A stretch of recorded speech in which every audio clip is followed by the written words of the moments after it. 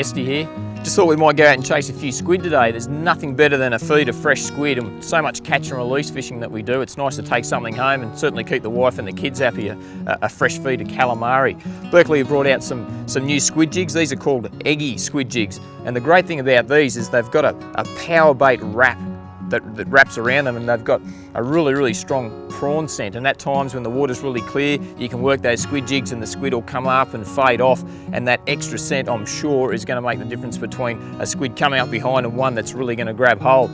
We'll duck out the front here in a minute and cast a few around and see if we can't get a couple of big squid. Before we do that, I might put a couple of casts in here just at the boat ramp and show you a couple of different techniques that certainly work well for squid.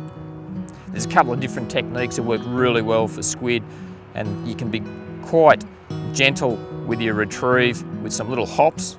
Pretty well what you can see there now, and that can work well, especially with this scented squid jig. I think that's going to be quite a good technique. Or I don't mind, I'll just cast it back out again. At times they do like a bit of acceleration, just so they think that their prey is going to get away. They think this is a big shrimp, and you can really rip that rod tip and let it drop back, rip that rod tip and really accelerate that squid jig, and you quite often find that erratic, faster technique works as well also. Another way we can use them, of course, is just to drop them straight down into some deeper water, let them sink all the way down.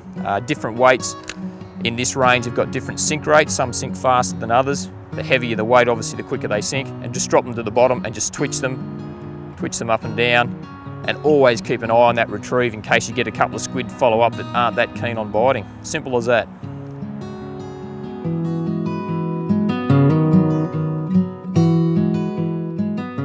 Bit of a light westerly blowing, nice and flat offshore. Great day to get out, even in the small boat today. We're in about, look at the Lorant Sounder here, about 6 metres of water over broken ground with big pieces of brown kelp, and that's certainly a great home for squid. Anywhere across the eelgrass, weed, kelp, reef structure, they love all of those areas. So simply a matter of casting out, let that jig sink down, use those techniques we spoke about back at the boat ramp, and hopefully we'll catch ourselves a squid.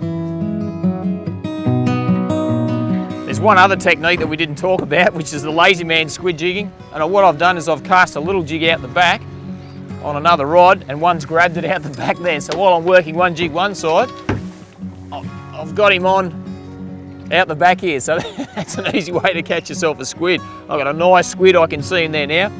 One thing we need to do, a pair of polarised sunglasses is really important, because quite often you'll get a school, or you might get one other big squid come up with that squid, and if you've got two jigs ready, if you're a bit ambidextrous or a bit excited like I get, you can cast another jig out and catch two at once. So here he comes now. We'll swing around. It's a nice green-eyed squid coming in on that little jig.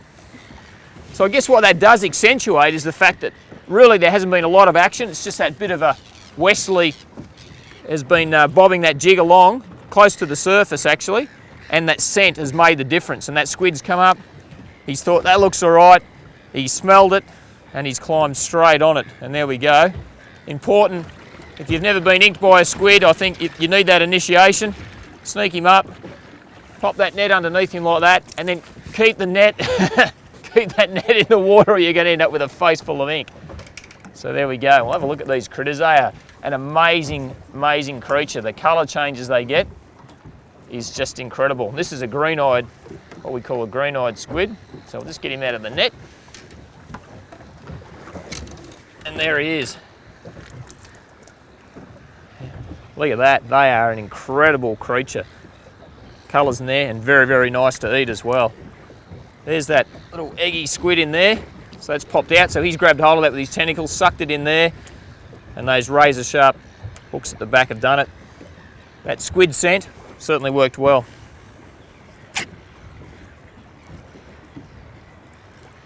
All right, well that's a start of dinner.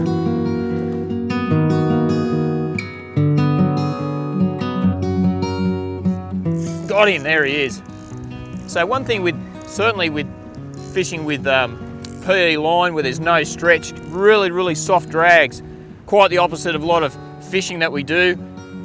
You need a rod with a fair bit of tip in it, because those tiny little hooks are only just into the tentacles of the squid. It's really easy to tear those jigs out. So it's all about being gentle, nice and soft. You've got plenty of time. Squid's not going to do you in on anything. But the worst thing that happened, a big kingfish might come up and smash it off the surface or something. But take your time, sneak him in. Pretty easy, net under there again. Oh no, he just shot something into the boat. That's a defense mechanism is what I was going to say for squid and for, turn that GPS off. And speaking of the GPS, what I've done here, this is a big area. It all looks very, very similar. So it's important to use the GPS. We've located that ground with our sounder, push the waypoint button twice, mark that waypoint button because they will hang in areas. So that's just a little alarm going off telling me I'm in my right spot. And I'm definitely in the right spot because we're catching squid.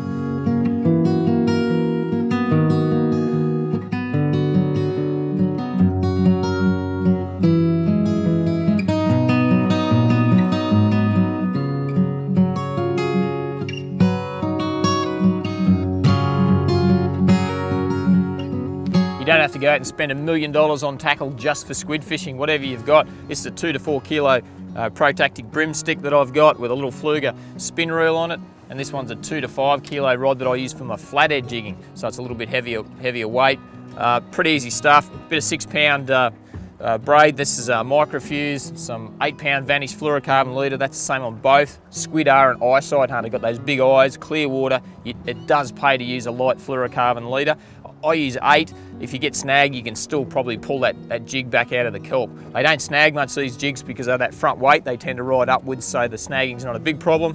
And this is one of the new Japanese models of the Fluger XTS spinning reel. Beautiful reel. A bit of overkill for squid fishing, but it's a nice thing to use. So you don't need to rush out and buy a heap of tackle. Pick up your flatty jigging rod or your brim spinning rod and away you go.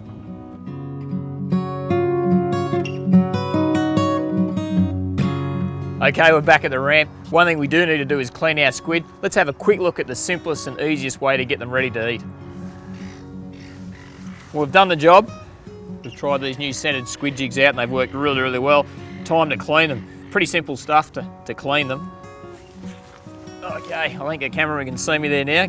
Your finger and your thumb underneath that winged section, pull that off and take that outside skin section off. So we'll just slide that down. And that pretty well gets rid of all that skin and those wings, so you end up with that white tube straight away. Give that to the pelicans. Pull the head section out. Helps if you're near the water there somewhere. And then I like the legs to eat, so just a matter of pulling that eye section and gut section away, and that leaves you with the tentacles. Get rid of the head. There's also the beak, and just pop the beak off. And that, don't need to worry about the skin on there. That'll cook up really, really nicely, so hang on to that bit. And that really just leaves us with our tube. As I said, plenty of water's good because there's still ink inside. You can see that dark colour inside there. Plenty of ink in there, so we'll just get rid of some of that ink. Wash that out in the water. Okay, next section is, if you've ever seen a cuttlefish backbone floating around on the top, or people use them for budgerigars for their beaks and things. Squid have got a similar thing, a long plastic-like section that runs down the length of their tube. Stick your finger in underneath that section. You can see it poking up there now, that's that clear bit. Simply pull on that and pop, out that comes. That's that section there. Okay, so now we've got our nice soft squid tube. Get your thumb, hold the squid tube upside down, get your thumb, push it in there like that. You can see it's rolling up over my thumb. Keep pushing. Slide your thumb out and just simply turn that squid inside out with your fingers. There we go. Take the rest of the innards away and the ink sac. Give that to the pelicans as well. Give it a bit of a wash and a clean up. And that's it. That's a really, really simple way and the easiest way to clean your squid. Now, if you want to stir fry it, you can simply open that tube back up with a knife, or, of course, if you want to make your calamari rings, there's our tube. Just simply cut them into the sizes that you like. And a little tip, get yourself a kiwi fruit, cut your squid up into whatever size you want, throw it into a bag, mash a whole heap of kiwi fruit over it. Kiwi fruit is an alkaline, and that enzyme, that alkaline enzyme will start to break the squid down and tenderise it. Don't leave it too long, don't leave it overnight, it'll dissolve the squid. Probably about 3 hours before you're going to cook it. Wash the kiwi fruit off any way you want to do it, battered, crumbed, just simply fried with a bit of flour, or stir fried squid's fantastic tucker, and away you go. Awesome stuff. You've been watching Fishing the Edge, and I'll get back to the dirty work. Catch you next time.